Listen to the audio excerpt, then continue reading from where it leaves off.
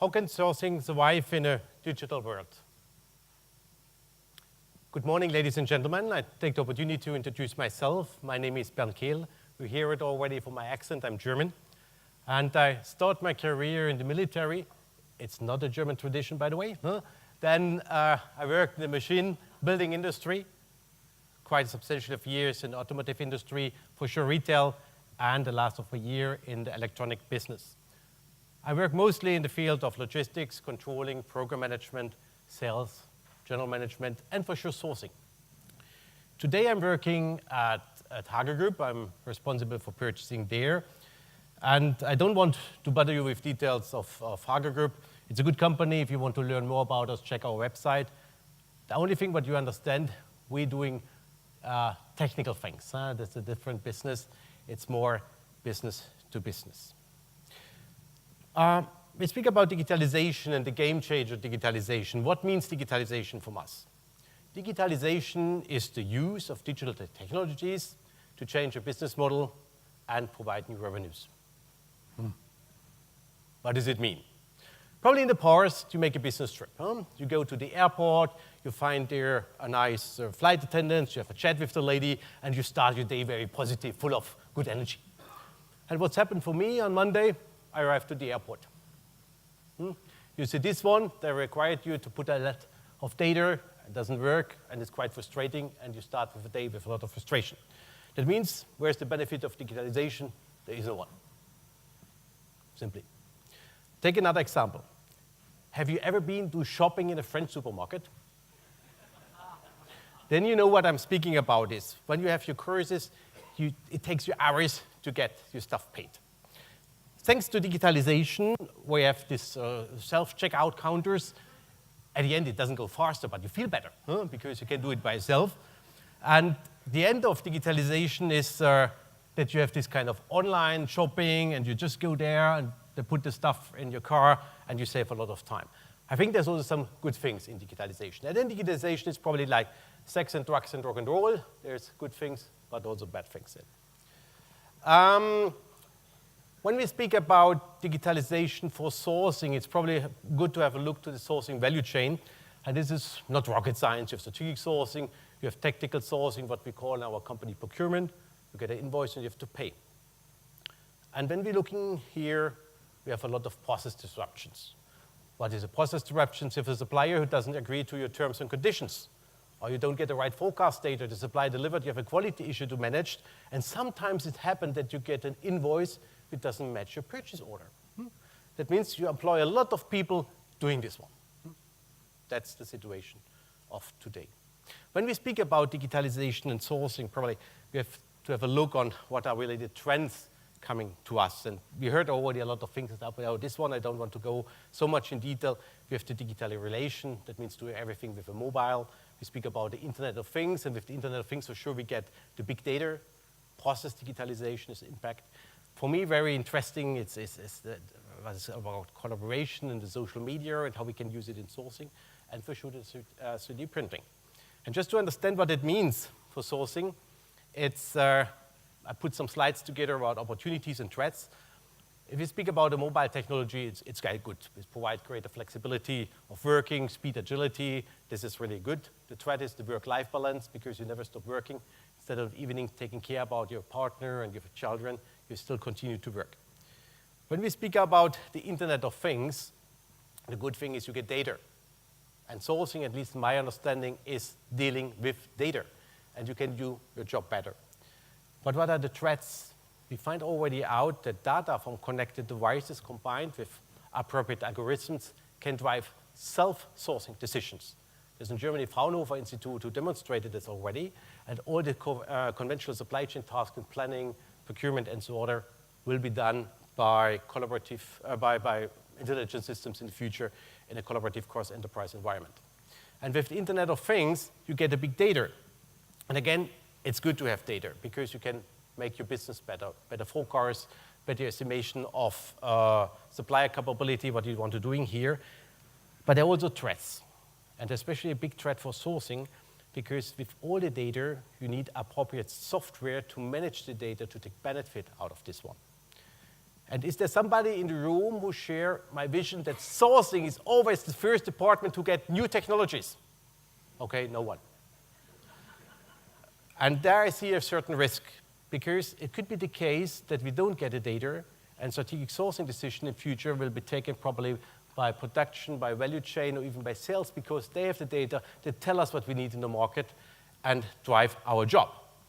When we speak about process digitalization, okay, this is good because it takes a non-added value job out, what we're doing here. It bolstering policy enforcement, where resourcing gets reduced. But people doing this today will be obsolete, becoming obsolete. And the thresholds to change a supplier will be also becoming bigger to digitalization. Don't forget that. And some business flexibility may disappear. When we have, sorry, I got too fast. Very interesting is for me also the collaboration and the social thing, the usage of social things. It provides you the possibility of talking with your suppliers instead of to your suppliers. Imagine you have a complex tender and you want to discuss this with your different suppliers or discuss a project. You can use social media doing that in a protected environment for sure. But there are also some threats that you probably at the end become subject of the discussions in social media. And the potential of a buyer to be named and shamed is quite high. For example, in social media in the last weeks, there was a discussion about how BMW deal with their suppliers. But this was not a friendly discussion. And I personally believe it's probably already there that in the next years, or probably even the next months, there will be a ranking of a purchasing organization in social media, how we behave. And this goes beyond the financial rankings that we know today. And for sure, you have the 3D printing, what leads for sourcing to a certain threats, especially for people who work in indirect sourcing, that instead of buying it, we just print it by ourselves. There's more insourcing, and this is also a risk for employment. That means coming back to our value chain, what happened here, a lot of people become obsolete. The tactical and operative parts of procurement will be taken over by networked cyber-physical devices and artificial intelligence. The number of employees in sourcing will get drastically reduced, and even company may outsource sourcing because they think, hey, it doesn't bring value anymore for my department. With other words, the man in the middle, rest in peace. However, coming back to our value chain, when we should, and looking to digitalization, first of all, we should be happy that probably digitalization will help us to wipe out non-added value creation. Because since 20 years, since I'm sourcing even longer, we complain about that. We want to work more strategic. Digitalization probably help us for doing that. But for me, it's also the question, can digitalization drive also a kind of future-proof sourcing? Huh? And in order to answer that, I probably have to look to some of these trends coming up to us. And there are much more that are right in there, but we want to go for lunch and I limit to this one. And I see here, for example, algorithms who will take over data analysis. I spoke already about my voice goes away. By 3D print, who will force insourcing. Tax management will become a key value driver. There's the OECD plan who said that taxes has to be paid in the country where the profit is made. Something like this one. We speak today already about virtual spaces. And this is not just only for people who want to get a better shopping experience, it's also for R&D and production to make the design processes. Scarcity of resources will lead to the age of conflicts. It is not about rare earth, it's probably just about water. We speak already about company accountability and the ecological logos and all the things what we're getting here. This will become more complex. Era of volatility and uncertainty, complexity, ambiguity. And I found here, I have to read it. There was the number of natural catastrophes in the last 10 years was 3,583. It's probably not an important number. Important is that this is 20% more than it was in the 70s. And also in the Standard & Poor's 500 analyzed that there is much more analyzed volatilities in the industries, which are 20% higher than in the recent years. We see also that low labor countries will disappear. Supplier-enabled innovation management becomes a topic, and for sure, cybersecurity. So these are trends which are impacting our sourcing. I hope you agree. The question is much more, can sourcing take benefits out of this one? And I think yes, because when you speak about algorithms, social intelligence, creativity, perception, even manipulation is lacking in computerization. And maybe this can be done by a skilled buyer. When we speak about 3D printing, the raw material, the bulk material in the future will be critical, but we in sourcing, at least in technical sourcing, we know how to buy this material, plastic resins. This is what we're doing each day. Tax management, I think sourcing's know-how about manufacturing capabilities in different countries can be used to create a tax-optimized supply chain. When we speak about these virtual spaces, hey guys, sourcing already working in virtual spaces, in virtual catalogs, e-catalogs, and this kind of things, we have a certain experience that we can leverage in this kind of business. When we speak of scarcity of resources, sourcing is qualified to deal with supply chain disruptions, because at least in our business, it's happened quite often, and to implement appropriate countermeasures. When we speak about the company accountability, sourcing is skilled in auditing suppliers. We are experienced in managing complex ecosystems. And when we speak about the era of volatility, same thing. We already implemented planning instruments and related actions to deal with this kind of thing. When we speak about disappearance of low labor countries, at the end, what we're doing, we do supplier continuous improvement, and also here we can leverage this kind of trend. And supply-enabled innovation, I think this is probably implemented in a lot of companies. Early integration of suppliers is key in doing that. And in my sourcing department, 30% of the buyers only working with R&D. They don't have a category to manage. They're just working on supplier innovation. And we'll be speaking about cybersecurity and related risks of supply chain disruption. Risk sensitivity is in our DNA. This is what the sourcing is good on, and this will help us also to acquire the competences that we need probably quite fast. So the question is, we said the middleman is dead, but is the reincarnation of a future-proofed sourcing possible? And much more important, what could be a future value proposition of sourcing? And regarding the value proposition, the future value proposition for sourcing, I like to propose you something like that. Sourcing may become the center of information and power in organizations. Its data sovereignty and comprehensive internal knowledge makes it a decision maker for major strategic issues in the future. Sourcing added values lies less in cost savings, but much more in data management insights. And the intelligent algorithms, what we heard this morning already, are consultants and colleagues alike. And sourcing will act as an internal agency, developing new business and finance models for the companies. And this agency selects and manages the scientific network, the numerous creative minds that we have in the company, and the innovation teams of the company.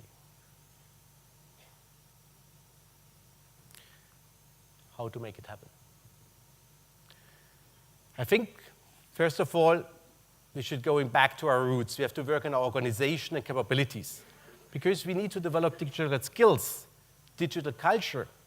Data quality management, data quality consciousness is something that needs to be developed in most of the companies, and at least in ours.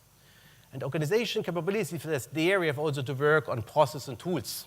The right software solutions need to be implemented. We have to train our people how to deal with them. And if this is done, this is already a project about a certain time, then you have to understand the new digital categories, because in future we will do by a lot of service and IT. For example, I know how to make a cost breakdown for plastic part or for stamping part. This is standard business for us. But what is the cost breakdown for an application? Do you know that? If yes, please tell me later. We need also to understand what are the technologies, the markets and supply behind, because you're now dealing with this kind of startups to bring them in a secure environment in a certain way. This is something that a classical industrial sourcing organization at least have to learn. And even if you have this one, we have then to deal with a digital supply chain and supplier management related there. An integrated supply chain needs a different management. Supplier co-creation is something that comes in the future. And if this is there, then we have also spoken about the 3D data, the big data, sorry, not 3D data, the big data. And we have also to learn to take benefits of the big data. And probably we can do some predictive market supply analysis, but why not use feed application data analysis to improve supply performance, or even sell this data to our suppliers in order to get better business. And at the end, if we master all these kind of things, sourcing can become this kind of center of information, what I propose to you in my future value proposition for sourcing. So the new sourcing value proposition is not rocket science, but probably not so easy to reach, because you need first a vision embracing technology. Okay, you can say in a technical company it's not a big issue. But even if you have this one, you need leadership skills. And the leadership skills are different because they need to combine with connecting people, connecting processes, data, and things. And most of the buyers are very good in negotiation, but not so good in dealing with processes and these kind of things. And at the end, you need also a company culture encouraged to work in an open and transparent way. If this is not there, it will be very difficult for you to survive in the digital world. And don't forget that you have also people with you. Because when I started sourcing 20 years ago, the people who cannot work anymore, doesn't hear anything, and have a broken leg, they go to sourcing. And they're still sometimes there. If you're happy and they belong of these millenniums in this country, okay, they're probably too young, but they will help you. They love this kind of thing. And the Generation Y is also something what you can leverage. And I take it personally. I have some of these youngsters in my direct reports, my team, and they train me each day how to deal with these digital things. And thank you, some of them, for that, what you trained to me. The Generation X, these are people which are already a little bit nervous about digitalization. When it comes to my age here, that means change management is required. And the journey to come to this future-proof sourcing is a quite complex one. It takes a couple of years to make it happen. We should be realistic. Probably we are too slow. At least at Hager Group, we are here. And next year when I'm here, hopefully I'm here, I can tell you a little bit more. But what I can tell you, because I run out of time, how a future sourcing organization looks like, what we have to deal with, because first of all, we need to embrace IT tools. Ladies and gentlemen, and we have also to learn to manage disconnected devices, because sometimes they get nasty. We need also to learn how to deal with the mobile technology. We have to unlock also the secrets of 3D data, have to leverage social media in our office work, and finally, take benefits out from the 3D printing. Great new future. At the end, I think digitalization, when I start become a buyer in the 90s, there was e-auctions, Ariba, and the software is coming up. And telling us, in 5 years, there is no buyer anymore, we work all paperless. Well, this was 20 years ago. And digitalization will changing our life as a buyer. But I want to close my speech with one sentence. Sourcing is about managing, motivating people, and this will sustain and digitalization trends. Ladies and gentlemen, thank you for your attention.